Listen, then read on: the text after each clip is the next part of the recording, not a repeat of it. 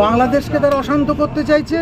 ভারতের মতো এই উপমহাদেশের সবচেয়ে বৃহত্তর যে শক্তি তাকে ধ্বস্ত করে দিতে চাইছে, এবং এই দিকটাতে সম্পূর্ণরূপে একটা রক্তক্ষয়ী ব্যাপার করে ইসলামিক স্টেট করে দেওয়ার চেষ্টা করছে।